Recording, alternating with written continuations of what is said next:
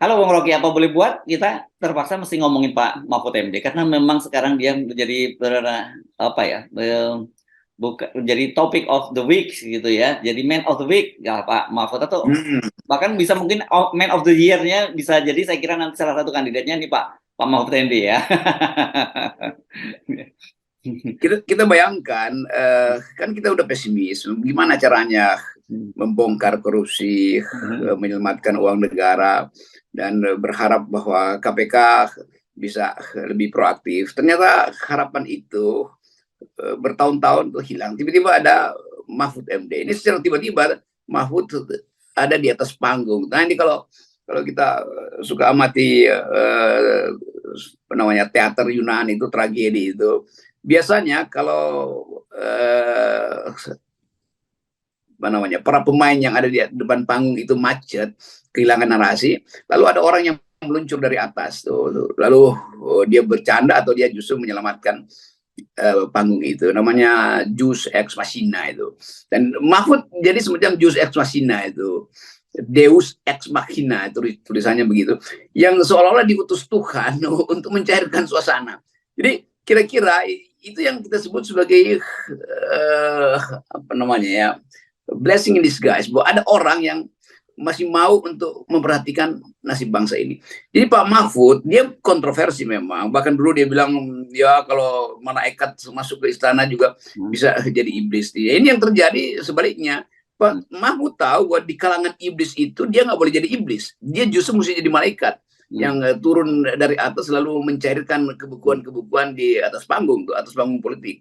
Jadi Pak Mahfud, apapun mau berselisih dengan siapapun, publik akan anggap bahwa Mahfud MD ini adalah suara rakyat, suara yang betul-betul datang untuk menghasilkan kembali Indonesia yang bermutu, Indonesia yang berkeadilan, Indonesia yang dijanjikan apa namanya gemar ripa loh jinawi segala macam. Iya, ya. Jadi ada semacam harapan baru yang justru dihasilkan di hari-hari terakhir Pak Jokowi itu. Nah, Pak Jokowi sebetulnya masih punya kesempatan untuk regain power dia itu kalau dia bersama-sama dengan Mahfud lakukan public address bahwa di akhir masa jabatan saya Presiden Republik Indonesia terpilih 2 periode, menganggap bahwa bangsa ini harus menemukan kembali jati dirinya tuh, yaitu kejujuran, keadilan. Itu Pak Jokowi akan dapat kembali pujian. Dan dengan cara itu Pak Jokowi mengantarkan percaturan politik tanpa harus diintervensi kan. Jadi ada momen sebetulnya tuh supaya ya kesalahan Pak Jokowi yang mungkin dicatat oleh oposisi, oleh masyarakat sipil itu nggak akan dibongkar terlalu dalam lah kira-kira. Ini momen sebetulnya kalau kita usulkan kepada Pak Jokowi, datang aja ke depan publik dan lakukan semacam radical break. Bahwa masih ada 1,5 tahun untuk memulai pemberantasan korupsi yang akan dipimpin oleh Mahfud MD. Kalau dia memimpin Pak Jokowi, nggak ada orang yang percaya lagi itu. Jadi sebaiknya semacam surat perintah 11 Maret pada Pak Mahfud. Wih, mantap. Jadi apa nih? Jadi kalau dalam ketua umum atau ketua harian, nah begitu ya. Kita masa apa sebut ketua pemerintahan harian Indonesia. Ya, sebut aja pelaksana mandat rakyat kan. Mahfud bisa dikasih tugas pelaksana mandat rakyat khusus untuk soal-soal yang korupsi semacam ini, mulai dari penyeludupan emas, soal ekstraktif industri, soal money laundering. Kan Pak Mahfud dalam kedudukan sebagai Menko Polhukam, dia punya data strategis yang pasti disuplai oleh Pejaten, oleh Badan Intelijen Negara kan. Dan Mahfud tahu bahwa ini berkejaran dengan waktu. Dan kita harus bayangkan bahwa Mahfud mampu untuk menyelenggarakan satu gerakan sosial yang betul-betul luar biasa kalau dikasih kekuasaan yang rada mutlak oleh presiden.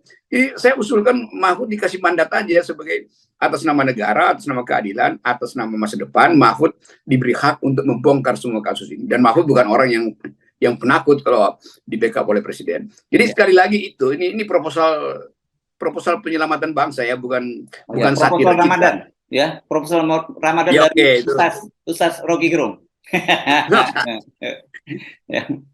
Dalilnya adalah sederhana bahwa nggak ada lagi kesempatan untuk membongkar korupsi dan sudah terbuka momentumnya tiba. Mahfud MD itu seolah-olah diutus dari langit untuk turun ke atas panggung politik dan membersihkan place atau skenario yang buruk selama ini. Ya, dan saya kira ini ya, rapat kerja kemarin yang berlangsung tanggal 29 itu semakin menegaskan gitu ya. Kita kelihatan sekali bahwa kemarin kan ada upaya dari anggota DPR mencoba menyerang balik Pak Mahfud MD. Bahkan ada seorang anggota DPR dari Golkar yang dari Komisi 11 gitu kelihatannya bermodalkan penjelasan Ibu Sri Mulyani itu diutus oleh Golkar untuk bergabung di Komisi 3 dalam rapat kerja itu. Kan disebutkan juga oleh Bang Pacul gitu. Tapi tiba-tiba begitu data yang disampaikan oleh Pak Mahfud itu seperti itu, ya nggak, rupanya amunisinya udah berantakan semua dan akhirnya toh kemudian Ibu Sri Mulyani tetap bungkam dan menyerahkan itu kepada Wakil Menteri Keuangan dan dia mengakui bahwa sebenarnya tidak ada data yang berbeda, datanya sama, cuman penafsirannya saya yang berbeda. Ya ini yang persoalan penafsirannya ditafsirkan yang menguntungkan Ibu Sri Mulyani dan menguntungkan Departemen Keuangan gitu. Selama yang ngomong wakil menteri atau juru bicara Departemen Keuangan itu orang anggap Sri Mulyani makin lama makin jadi pengecut. Dia mesti datang mengatakan bahwa saya memang salah di brief oleh ajudan-ajudan saya atau oleh orang-orang yang dia percaya, juru bicara lah, apa, staf khusus segala macam tuh. Kan orang mau tuntut bukan keterangan akademis atau keterangan statistik ibu Sri Mulyani, tapi watak dia mesti terbaca pada penampilan mimik mukanya tuh. Itu yang orang mau lihat. Kalau cuma kirim wakil atau segala macam, ini bukan soal pertandingan data, ini soal pertandingan integritas. Jadi Sri Mulyani mesti kasih pidato dengan serius mengucapkan bahwa dia salah itu dan dia akhirnya harus bersama-sama Mahfud membongkar itu. Selama Sri Mulyani masih nahan-nahan wajahnya itu untuk ditampilkan, wajah artinya seluruh bahasa tubuhnya kan bisa dilihat ini orang berbohong apa betul-betul ingin ikut berantas korupsi. Selama itu netizen akan anggap bahwa masih ada kebohongan-kebohongan yang disembunyikan atau bahkan diproteksi oleh Menteri Keuangan. Wakil menteri itu nggak ada fungsi apa-apa dalam soal etika. Tuh. Ini menterinya yang orang tuntut. Tentu wakil menteri paham tentang data, juru bicara paham tentang kalimat, staf khusus tahu apa yang urgen, apa yang enggak. Tetapi orang nggak mau lihat mereka semua. Orang mau lihat wajah integritas yang udah patah dari Sri Mulyani, dan Sri Mulyani mesti datang dengan kemampuan etika politiknya, ucapin aja di depan publik saya yang salah atau Mahfud yang salah tuh. Jadi jangan bersembunyi lagi di dalam birokrasi, itu intinya. Sekali orang mengintip bahwa birokrasinya bobrok, orang nggak akan lihat kiri kanannya, orang akan langsung ke atasnya, yaitu siapa? Ya menterinya. Ya, ya. Dan sebenarnya waktu rapat dengan Komisi 3, Pak Mahfud itu sebenarnya memberi semacam jalan, memberikan celah Ibu Sri Mulyani keluar dari kekacauan ini dengan menyatakan Ibu Sri Mulyani bukan nipu, kata dia. Dia justru ditutup akses datanya itu oleh bawahannya. Jadi kan sebenarnya Ibu Sri Mulyani tinggal menggunakan itu sebagai momentum masuk, melakukan pembersihan di dalam, melakukan rotasi-rotasi atau pergeseran-pergeseran eselon satunya begitu dan kemudian mengedres pada publik bahwa saya ternyata diberi data yang salah, saya dibohongi oleh staf anak buah saya. Jadi sekarang saya akan melakukan pembersihan di dalam dan terima kasih pada Pak Mahfud MD. Kan kira-kira begitu ya, Bung Rocky. Ya itu bisa terjadi kalau Sri Mulyani tahu konsekuensinya kan. Tapi Sri Mulyani juga berhitung. Kalau saya bilang anak buah, siapa yang saya mesti sebut namanya kan? Kan pers akan nunggu siapa, dirjennya atau staf khusus atau siapa kan. Jadi Sri Mulyani juga melindungi anak buahnya akhirnya kan. Yang orang udah tahu bahwa itu Mahfud sendiri udah kasih sinyal, buka aja bahwa dia di brief dengan cara yang keliru atau sengaja dimanipulasi datanya. Tapi konsekuensinya Sri Mulyani harus pecat dan orang akan tunggu siapa akan dipecat Sri Mulyani. Jadi kegemparan di publik itu nggak bisa dibaca oleh Sri Mulyani. Artinya Sri Mulyani memang lagi bermain peta umpat. Dia mau lindungi juga beberapa staf khususnya atau bawahannya yang memang ya ini kan Sri Mulyani memang tahu dari awal ini pasti gue dibohongin. Tapi mungkin ada pesan lebih kuat yang menganggap Sri Mulyani udah terima aja lalu dibohongin tuh. Karena kami yang kendalikan Anda tuh. Kan akhirnya begitu cara berpikir kita, cara menganalisis kita tuh. Jadi sekali lagi problem ini adalah soal integritas Sri Mulyani itu. Kalau dia betul-betul masih mau menegakkan integritas, dia mesti sebut bahwa saya ditipu oleh si I, si A, ditipu oleh si B, dan penipuan itu ada dalam data tanggal sekian. Itu yang pada akhirnya itu akan dibawa ke pansus soal-soal itu. Jadi ngapain Sri Mulyani masih buying time? Ya, udah pikir aja kesepakatan dengan Mahfud, kami akan buka segala macam supaya rakyat Indonesia itu tahu bahwa di Departemen Keuangan itu sarang tikus. Ya, ya. Nah, saya tidak bisa membayangkan ini ya, bagaimana akhir karir yang panjang dari Ibu Sri Mulyani yang dipuji-puji luar biasa integritasnya, kemudian juga dipuji sebagai menteri terbaik, tapi ini kelihatannya kalau melihat perkembangan terbaru ini ada tanda-tanda Ibu Sri Mulyani akan tenggelam bersama dengan Pak Jokowi ya. Justru kan sayang sekali karena saya kira karirnya Ibu Sri Mulyani kan masih panjang, bahkan beliau ini kalau dari usia pasti lebih muda dari Pak Mahfud MD juga kan.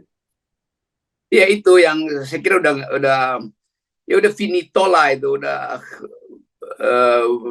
ya mungkin kita tinggal tunggu apa sebetulnya reaksi Pak Jokowi nanti, mau diberhentikan. Kalau dilanjutkan ini akan berlanjut sampai 2024 dan stabilitas kabinet akan diganggu terus, bukan diganggu oleh demonstrasi, tapi diganggu oleh ketegangan yang nggak selesai antara Mahfud dan Sri Mulyani, antara backup Pak Jokowi pada Pak Mahfud dan kebingungan Pak Jokowi terhadap Sri Mulyani. Mau diapain Sri Mulyani kan? Ini semua akan berujung pada kekacauan politik akhirnya, dan Pak Jokowi nanti kehilangan grip di akhir kekuasaannya, lalu dia diseret akhirnya. Bayangin misalnya kalau pansus berjalan sambil pemilu udah deket-deket, lalu semua pihak menganggap bahwa oke, sekaligus saja dipansuskan tuh hubungan antara data ini dengan ketidakjelasan Sri Mulyani, dan Sri Mulyani akan bilang, ya itu Pak Presiden nggak kasih sinyal sih saya mau ngapain. Jadi nanti akan saling tuduh di situ kan. Di situ terlihat kepicikan dari elit-elit yang ada di sekitar Pak Jokowi itu. Ya, oke. Kalau tebak-tebakan, ini Bung Rocky ya, dalam situasi sekarang ini kan, menurut Anda itu yang akan kalau publik tahu jelas inginnya tadinya tuntutan Sri Mulyani untuk mundur, tapi Sri Mulyani tetap bertahan. Kalau sekarang kita reshuffle, kan kalau dari partai politik kan kelihatannya inginnya Pak Mahfud yang di reshuffle. Tapi kalau dugaan Anda dalam situasi sekarang ini siapa yang kira-kira akan di reshuffle oleh Pak Jokowi? Ya pasti Sri Mulyani, kalau kalkulasi rasional, Sri Mulyani tidak di reshuffle, itu artinya Jokowi tidak mampu untuk memimpin pemberantasan korupsi itu. Dan isu akan berbalik bahwa kalau begitu Pak Jokowi tahu siapa aja yang 120 atau 200 orang yang disebut oleh PPATK itu, kemana aja data mengalir uangnya. Dan orang akan lanjutkan logikanya, berarti ada elemen-elemen yang di sekitar Pak Jokowi yang juga memanfaatkan 350T itu kan. Dan itu intinya tuh. Jadi kalau kita lakukan analisis rasional, harusnya, dan memang secara moral itu mesti terjadi, ya Sri Mulyani dimundurkan oleh Jokowi itu. Kalau Sri Mulyani yang mundur sekarang itu juga baik, tetapi udah terlambat.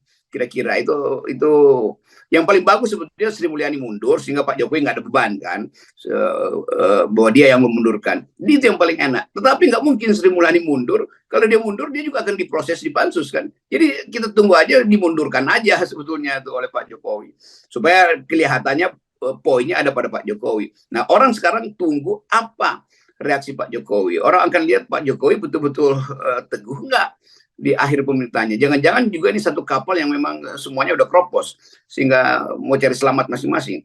Dan tadi kita usulkan supaya kalau ini mau kita selesaikan, Mahfud MD mesti di backup sepenuhnya oleh Pak Jokowi dengan mandat yang mutlak untuk membongkar ini. Selama Mahfud masih dianggap potensial untuk di reshuffle, itu Mahfud juga merasa, waduh ini terlalu jauh di gerakan saya. Tetapi nggak usah takut Pak Mahfud. Begitu ada di reshuffle, itu people power akan tiba di istana tuh. Karena begitu lambang moral itu diganggu, maka rakyat Indonesia itu selalu marah kalau ada lambang moral yang diganggu. Itu yang terjadi dalam Orde Baru, di 65 segala macam itu. Jadi kasus ini, kasus yang akan jadi batu ujian pada Pak Jokowi, atau memberi mandat penuh pada Pak Mahfud, atau memecat Sri Mulyani. Yes, oke. Jadi kayak ini seperti deja vu ya saya kira buat Sri Mulyani, karena dulu Ibu Sri Mulyani itu juga keluar dari Indonesia, keluar dari kabinet Pak SBY gitu.